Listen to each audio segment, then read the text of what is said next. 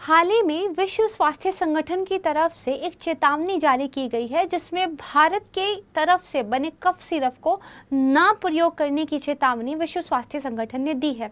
भारत का दवा उद्योग विश्व में मान्यता प्राप्त है। यदि भारत की ड्रग इंडस्ट्री को लेकर इस तरह के सवाल उठते हैं तो ये अवश्य ही चिंताजनक है। मुद्दा क्या है? दरअसल भारत में बने कफ सिरप का प्रयोग करने से गाम्बिया में 66 से ज्यादा बच्चों की मृत्यु हो गई है, ऐसा WHO की तरफ से कहा गया है। अथॉरिटीज की तरफ से एक इन्वेस्टिगेशन चल रही है, लेकिन ये बात तो सिद्ध हो चुकी है कि ये कफ सिरप भारत का बना हुआ था। नमस्कार दोस्तों, मैं प्राची संस्कृति IAS यूट्यूब चैनल पर आप सभी का स्वागत करती हूँ। यदि आप हमारे चैनल पर नए हैं तो संस्कृति IAS यूट्यूब चैनल को जरूर सब्सक्राइब कीजिएगा। और आज की वीडियो में हम इंडिया की ड्रग इंडस्ट्री के बारे में थोड़ा सा पढ़ेंगे।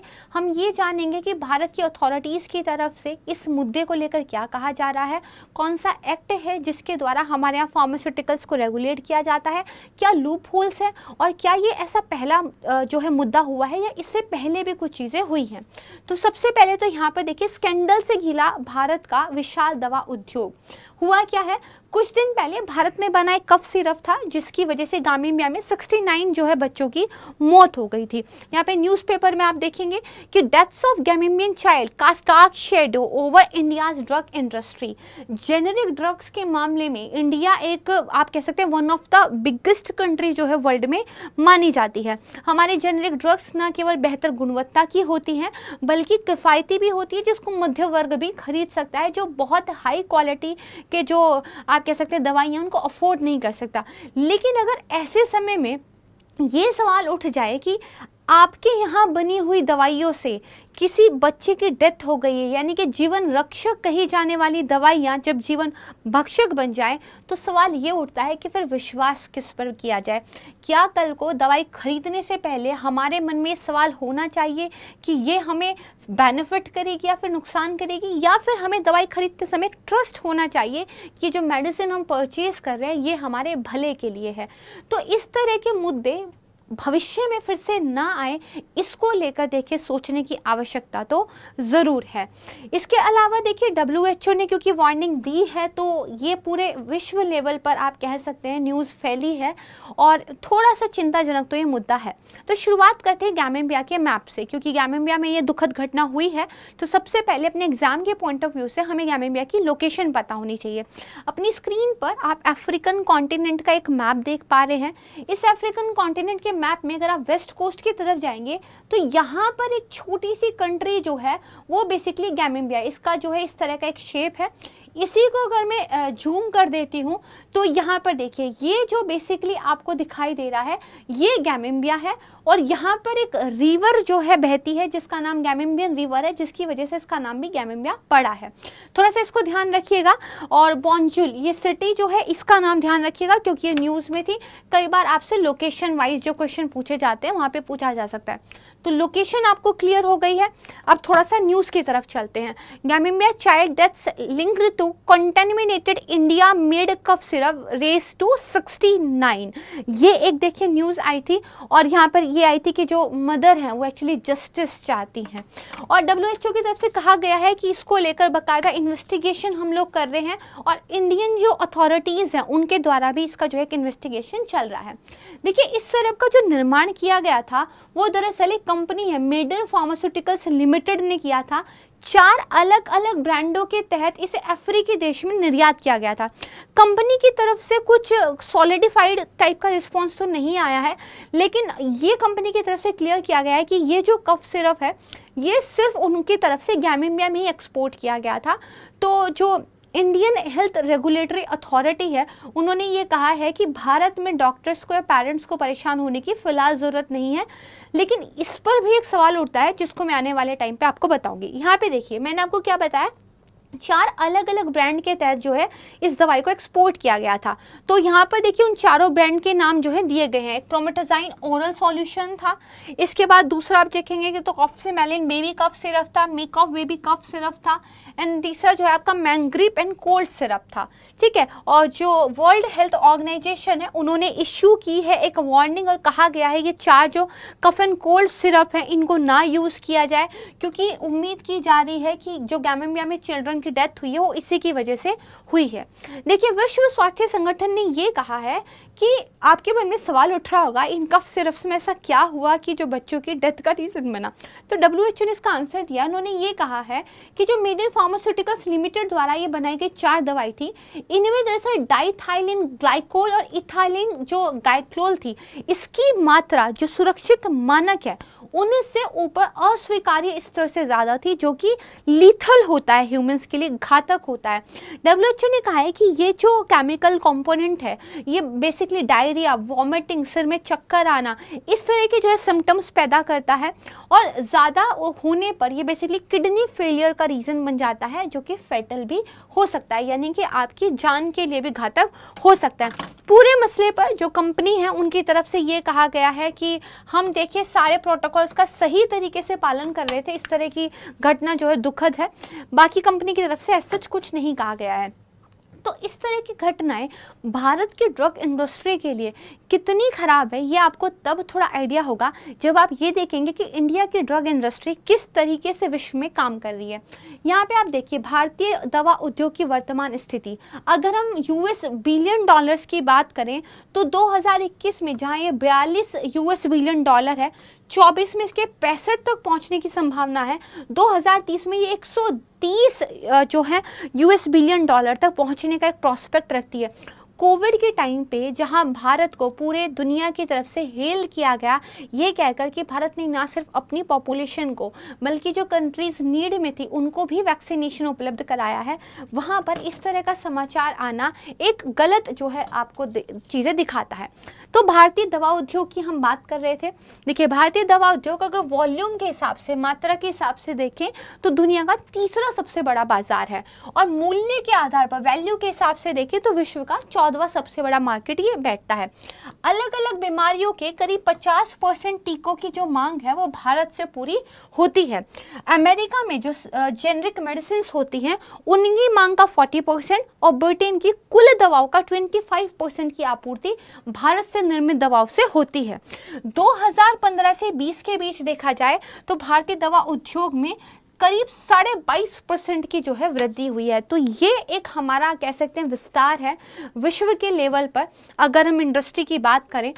उसके बाद देखिए निर्यात की स्थिति की बात करते हैं, किस तरह का एक्सपोर्ट हम कर रहे हैं, क्योंकि हमारी जो ये फार्मास्यूटिकल इंडस्ट्री है ये काफ़ी ज़्यादा एक्सपोर्ट करती है जेनरिक मेडिसिन की अगर बात करें तो देखिए 18-19 में जो निर्यात था वो 2 अरब अमेरिकी डॉलर की वृद्धि के साथ 19.14 अरब अमेरिकी डॉलर तक पहुँच गया था। जैसे यहाँ पे फाइनेंशियल ईयर 11 की बात करें तो लगभग 21 था, और ये फाइनेंशियल ईयर अगर 2020 की बात करें तो ये 55 तक यहाँ पे पहुँच गया है। रेवेन्यू की यहाँ पे बात हो रही है और वृद्धि देखिए इसमें लगातार दिखाई जा रही है। इतना आप समझे। अब ये जो गामीबिया की घटना है इसको लेकर भारत की तरफ से क्या हो रहा है, क्योंकि नाउ यू नो कि एक अच्छा खासा जो है फार्मास्यूटिकल हमारा एक बाजार है। एक्सपोर्ट की बात करें, रेवेन्यू की बात करें या विश्व में उपस्थिति की बात करें, तो अगर ऐसी कोई घटना हुई है तो भारत की तरफ से क्या किया जा रहा है। तो देखिए इस घटना को लेकर भारत सरकार ने एक विशेष पैनल का जो है गठन किया है, क्योंकि इस स्कैंडल ने भारत का जो विशाल दवा उद्योग है उस पर गंभीर सवाल जो है खड़े कर दिए हैं। भारत के टीकों के निर्माण के मामले में दुनिया का जो है भारत जो है अग्रणी देश है। जेनरिक दवाओं का भी सबसे बड़ा उत्पादक है। अच्छा, जेनरिक मेडिसिन क्या होती हैं? देखिए ये कीमत के लिहाज से सस्ती होती हैं और गुणवत्ता में ये जो ब्रांडेड मेडिसिन होती है उनकी तरह ही होती है। ब्रांडेड मेडिसिन के जो फॉर्मूले होते हैं उनको ही लेकर थोड़ा मॉडिफिकेशंस के साथ जो है जो सेम क्वालिटी की दवाई बनाई जाए उनको जेनरिक मेडिसिन कहते हैं। इंडिया एक बहुत बड़ी मार्केट है, बहुत बड़ा मैन्युफैक्चर है इस तरह के मेडिसिन के लिए, और इसलिए किफ़ायती दवाएं उपलब्ध कराने के लिए भारत जाना चाहता है। तो फिलहाल भारत सरकार की तरफ से एक पैनल का गठन किया गया है। हालांकि जो कंपनी जिस राज्य में स्थित है वहाँ की रेगुलेटरी अथॉरिटीज़ का ये कहना है कि ये प्रूफ हुआ है कि कफ सिरप का निर्माण उसी कंपनी में हुआ था और उसी कंपनी की तरफ से गामीबिया में जो है एक्सपोर्ट किया गया था। देखिए अगर बात करें विश्व स्तर पर जेनरिक दवाओं की तो 20% आपूर्ति भारत करता है। जो क्रेडिट रेटिंग एजेंसी है केयर रेटिंग्स, उनका अनुमान ये है कि निर्यात में भारत की जो हिस्सेदारी बढ़ेगी और उसके साथ भारत का जो दवा उद्योग है वो भी बढ़ता रहेगा, और अगले साल ये जो है करीब 60 अरब डॉलर मूल्य का हो जाएगा, जिसको मैंने आपको ग्राफ के माध्यम से भी दिखाया था। यहाँ पे देखिए, जब विशाल दवा उद्योग आपका होता है, जब बड़ी इंडस्ट्री होती है, खासकर मेडिसिन की अगर बात करें, जिसमें क्वालिटी कंट्रोल मेजर्स बहुत ज़्यादा इंपॉर्टेंट होते हैं, क्योंकि सीधे लाइफ एंड डेथ से जुड़ा हुआ मुद्दा होता है। तो यहाँ पे देखिए, दवाओं के उत्पादन और वितरण में एक खतरा होता है। खतरा ये होता है कि नियम कानूनों का कितना कड़ाई से पालन हो रहा है। कई बार लोग इस पर सवाल उठाते हैं, खासकर इंडिया के कंटेक्स्ट में, जो यूरोपियन कंट्रीज वगैरह है, वहाँ से क्वेश्चन रेज होता है कि रेगुलेटरी अथॉरिटीज ने नियम कानून बना दिए, वो अच्छी बात है, बट पालन कैसा हो रहा है। और देखिए, अभी एक लूप होल, एक फ्लॉ हमें दिखाई दिया कि एक कंपनी के द्वारा कुछ ऐसी मेडिसिन बनाई गई जिसमें एक कंपोनेंट ज़्यादा था और उसकी वजह से बच्चों की डेथ हुई है। दैट मीन्स कहीं ना कहीं हम जो है लैक कर रहे हैं, वहाँ पर हमें काम करने की जो है ज़रूरत है। इस तरह के स्कैंडल क्या पहले भी हुए हैं? तो जी हाँ, हुए हैं। जैसे यहाँ पर देखिए, ये जो गामेम्बिया वाली घटना है, ये पहली नहीं है। यहाँ पे आप देखेंगे 2000 की, मैं आपको एक कटिंग दिखा रही हूँ अक्टूबर की, जिसमें बेसिकली चार्जशीट फाइल की गई थी, क्योंकि इसी तरह का एक कफ सिरप कंज्यूम करने की वजह से 17 बच्चों की जो है मौत हो गई थी। यानी कि डिजिटल विजन नाम की एक कंपनी थी, उन्होंने एक सिरप बनाया था, जम्मू कश्मीर में जो है 17 बच्चों की मौत हो गई थी। इसके बाद देखिए, भारत सरकार ने इस कफ सिरप के इस्तेमाल पर रोक लगा दी थी और ऐसे उत्पादों पर रोक लगाने का निर्णय लिया गया था जिसमें विषैला पदार्थ डाइथाइलिन ग्लाइकोल इथाइलिन गाइक्लोल नहीं हो। लेकिन स्टिल देखिए, यही जो है प्रोडक्ट मिला है जिसकी वजह से दिक्कत हुई है। एक और जो है केस मैं आपको बता देती हूँ, 2016 में भी 2 भारतीय दवा कंपनियों पर डायबिटीज की नकली दवाएं बेचने का आरोप था। इसमें basically food and drug administration ने ये कहा था कि जो pharmaceutical product of India limited और जो वेनवरी है, इनकी जांच हुई थी, उसमें बताया गया था इन दोनों कंपनी ने निर्माण और निर्यात को लेकर समझौता किया था और ये दवा मेटाफॉर्मिन हाइड्रोक्लोराइड का अवैध रूप से रीब्रांडिंग कर रही थी और उन दवाइयों को ये बांग्लादेश, ब्राजील, मैक्सिको और पाकिस्तान को निर्यात कर रही थी और ये अवैध गतिविधि काफ़ी लंबे टाइम से चल रही थी। देखिए, जो लेस डेवलप्ड कंट्रीज़ हैं, जो डेवलपिंग कंट्रीज़ हैं, खासकर अफ्रीकन कॉन्टिनेंट की बात करें, वो बहुत ज़्यादा निर्भर है भारत की किफ़ायती दवाओं पर और हम काफ़ी सारा एक्सपोर्ट भी करते हैं उन कंट्रीज़ को। लेकिन कल को अगर हमारे द्वारा एक्सपोर्ट की गई दवाइयों पे क्वेश्चन मार्क लग जाएगा तो ना सिर्फ भारत के ट्रेड के लिए, भारत के एक्सपोर्ट के लिए हानिकारक है, बल्कि इंडिया की जो एक छवि है ये उसको भी बेसिकली इंटरनेशनल लेवल पर ख़राब करता है। इसके अलावा देखिए, ये फिर अक्टूबर 2019 की न्यूज़ है जहाँ पे जो फॉर्मर रेनबैक्सी ओनर थे उनको अरेस्ट किया गया था फ्रॉड के लिए, क्योंकि 2013 में जो रेनबैक्सी लेबोरेटरीज नामक कंपनी थी वो मिलावटी दवाओं के निर्माण और वितरण के लिए दोषी ठहराई गई थी और कंपनी का जो न्याय विभाग है उसके साथ एक समझौता हुआ था। 50 करोड़ डॉलर की राशि का जुर्माना जो है इन्होंने भुगतान किया था। इवन अगर हम अभी की बात करें, जब कोरोना वायरस अपने चरम पे था, तो बेसिकली जो रेमडेसिविर की जो नकली शीशियाँ थी वो इतनी हाई कीमतों पर मार्केट में बिक रही थी कि मतलब 40-40 हज़ार जो है एक एक शीशी के लिए लोग पे कर रहे थे और शायद इससे भी ज़्यादा। तो नकली दवाओं की समस्या कोई आज की समस्या नहीं है। कोविड से पहले के केसेस आप देख लीजिए, कोविड के टाइम पे जो है इतना ज़्यादा बुरा हाल हुआ है और अभी रिसेंट के गामेम्बिया वाला केस देख लीजिए।